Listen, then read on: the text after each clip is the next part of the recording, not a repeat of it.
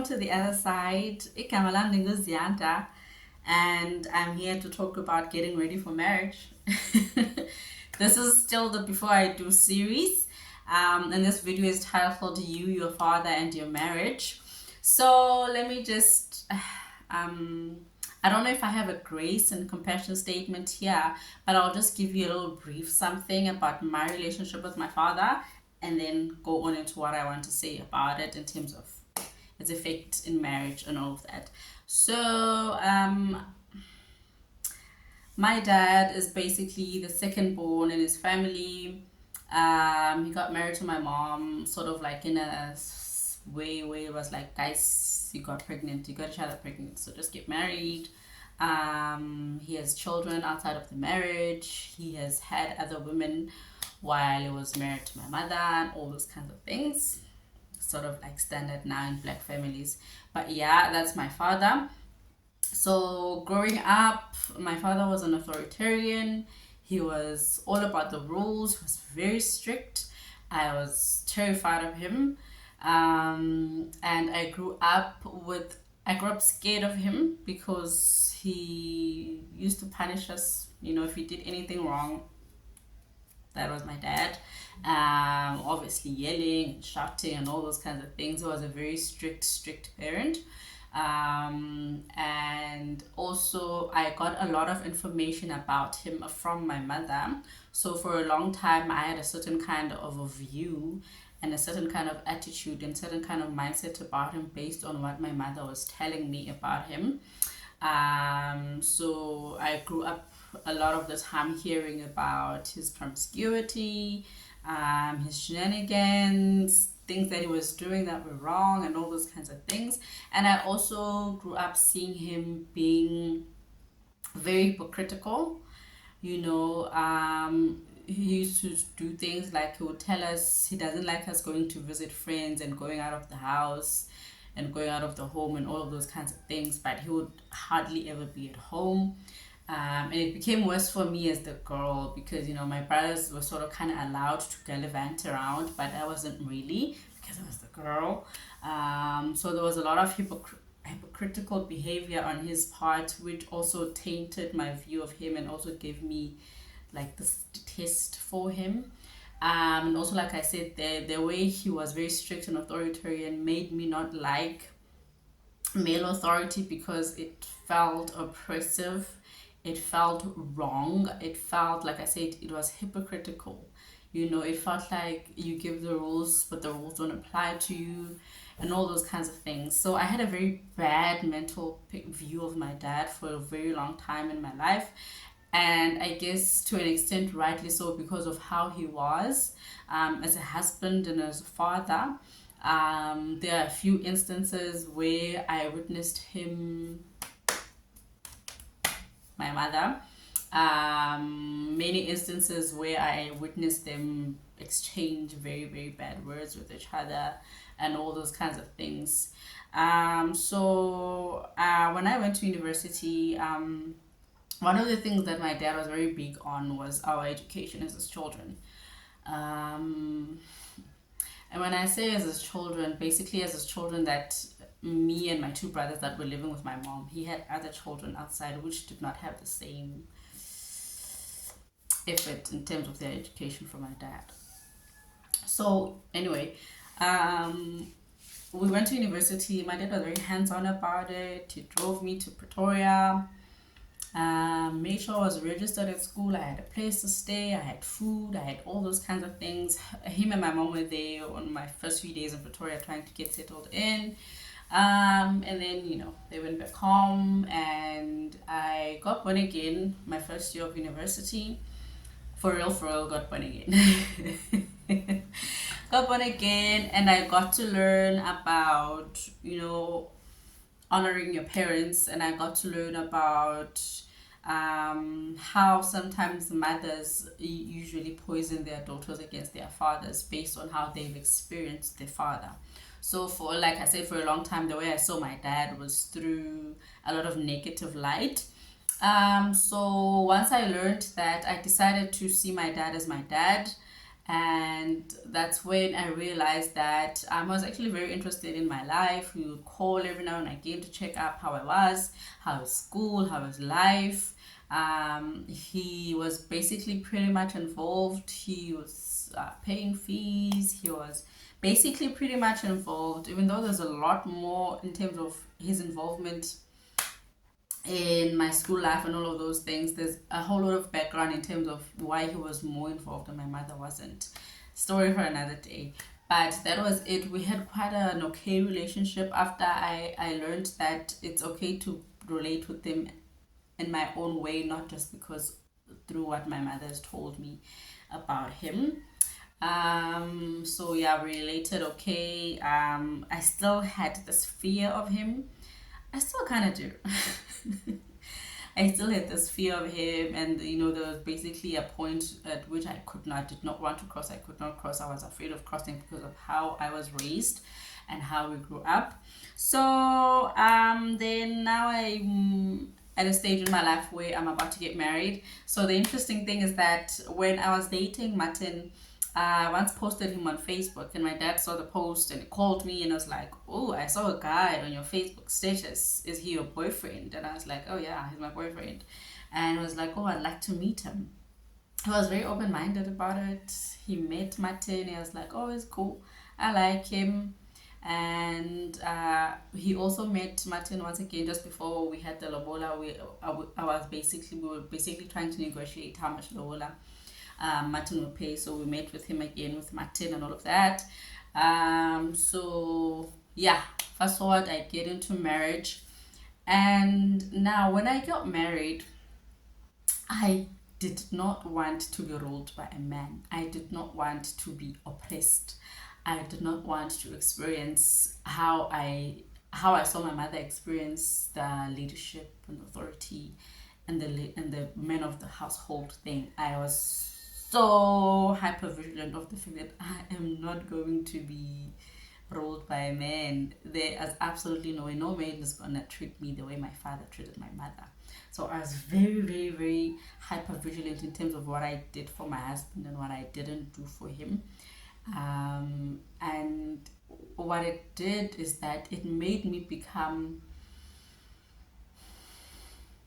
I did not want to do anything for my husband, basically. From sex to food. I didn't like to do things for him because there was this fear that if I even give him a little bit, he's gonna treat me like I'm a servant. He's gonna trample over me. He's gonna take me for granted. I had that whole mindset. And it came from how I saw my dad treat my mother and how women were treated in the setting that I grew up in. I did not like the authority of a man. I did not like being, subject to a man, even if it's my husband. It was just like such an insult to me to say submit to your husband, to say do this for your husband. I would be like, I'm not going to do anything I don't want to do for him. Actually, I didn't want to do anything for my husband. I don't know how many times I can say I didn't want to do anything for him. I just wanted to be married and have a husband, but I didn't want to cater to him as a wife should. I didn't even bother to know what a wife should do for a husband because I was like, okay, fine, I'm married, but I ain't coming under this man because I know what men do when you're under them. That's how much impact my father had in my marriage in terms of how he raised me, how it was towards my mom, and how men were when I was growing, right?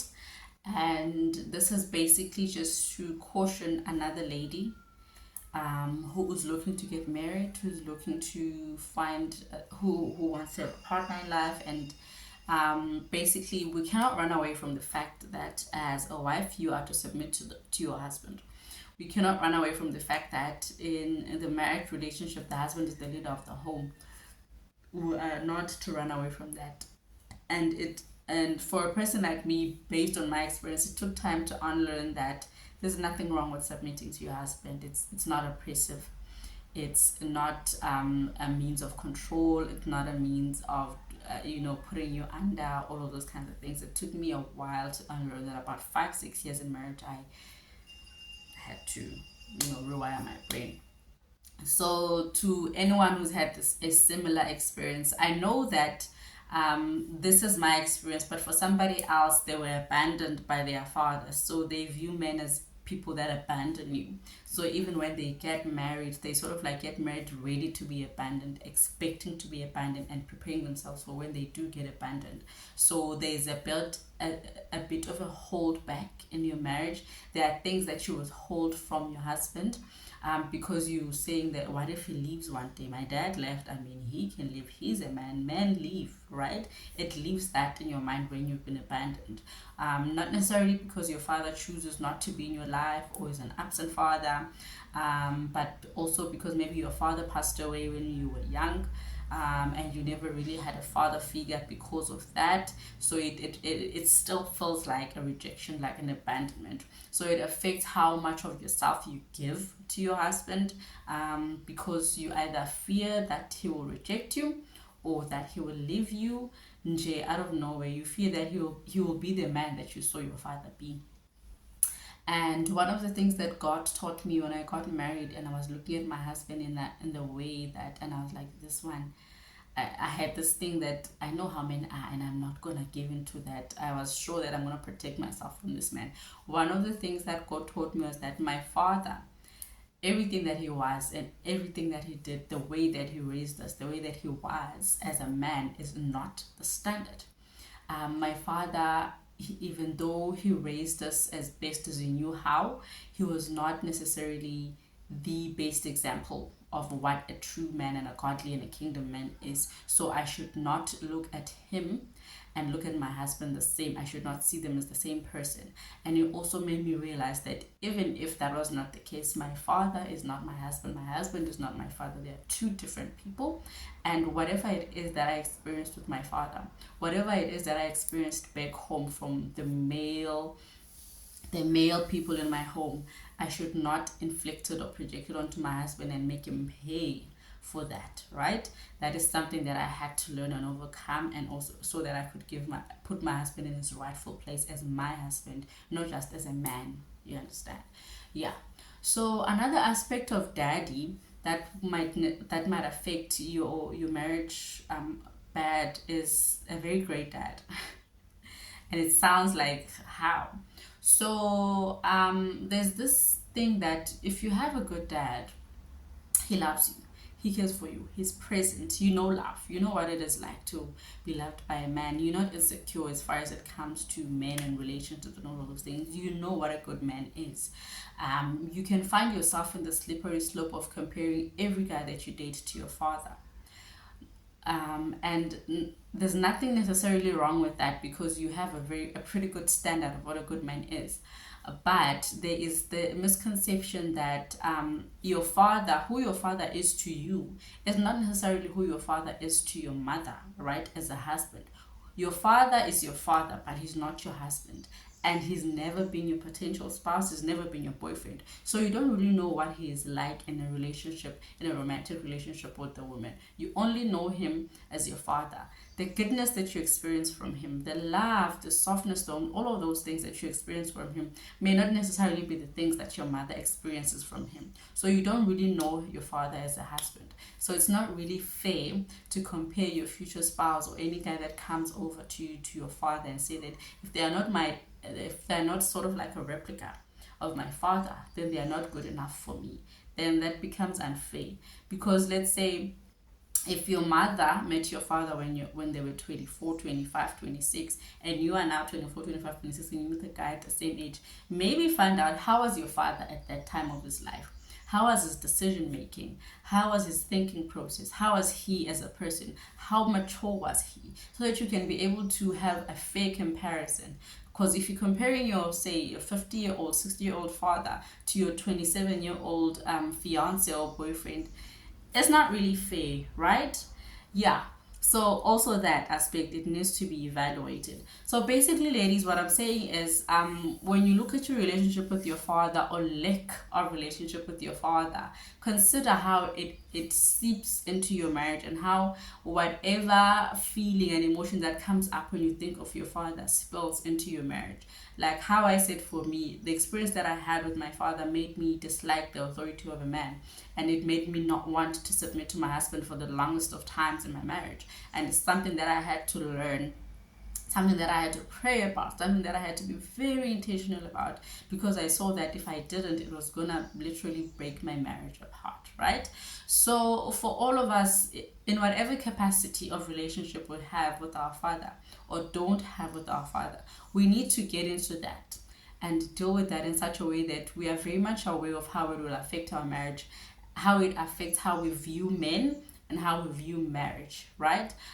Because we can be fearful of marriage because we are fearful of men, in the sense that we have a certain view of how men are and what men do and what men are capable of and all of those kinds of things. And like I said, a bad man that you know is not the standard. A bad man that you know is not the proper example of what a man should be, right? So it's very important. I made a video about community before. It's very important to, when you're cultivating the community around you, in terms of having people who are godly minded around you, who are kingdom marriage minded, to look for men also who are good examples, in terms of people who can be male figures that you can look up to for your marriage, and also maybe for yourself if you didn't have a father figure. And one of the things that is very key here is to understand that a lot of these things are not really possible until or unless you have a relationship with God. It's very hard to get past dad wounds and mother wounds if you're not in relationship with God, and if you're not committed to healing and going through those wounds and actually, getting to a place of healing and forgiveness. It's very hard to do it. It's kind of like impossible to even say do it without God being involved in that process, because a part of it involves humanizing your parent and actually realizing that, in as much as, let's say, I had a great dad, in as much as he was a great dad to me, maybe he was not a great husband, and that humanizes him for you, and you're able to be graceful to the man that wants to be with you, instead of being very having unrealistic expectations and standards of that particular man. So it's very important to be invested in your healing, to be invested in your relationship with God, so that God can help you in that healing and can help you understand and navigate how to get to a place where this wound does not bleed into your marriage.